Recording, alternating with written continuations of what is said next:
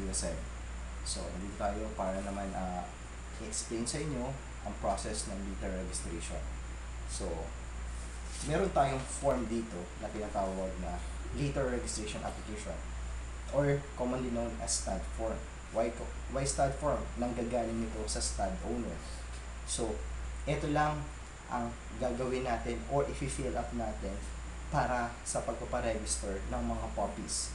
Then, you can send it to me via LBC. Then, ipaprocess ni Kuya Seb kung i-avail po natin mga service. Okay?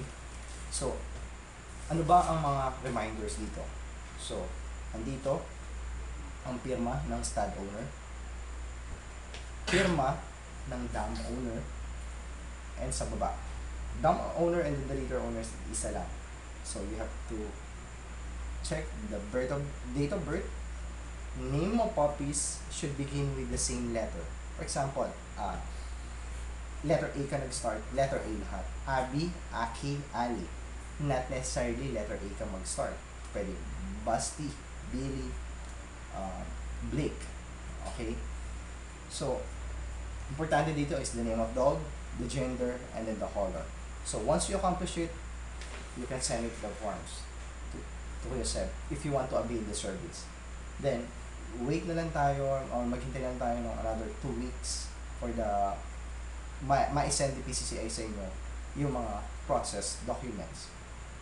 Okay? Then, ang last thing is you have to make sure na yung renewal ng stud owner is updated. Gaano ba ito kahalaga? Ipipending PCCI ang mga paper ng mga puppies once na hindi updated ang stud owner.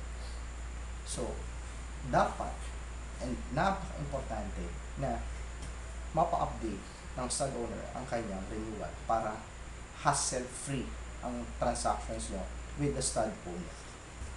Okay? Sana makatulong ito para mas mapadali ang mga pagpaparehistro ng inyong mga tuta o mga puppies. Maraming salamat po sa pagtitiwala.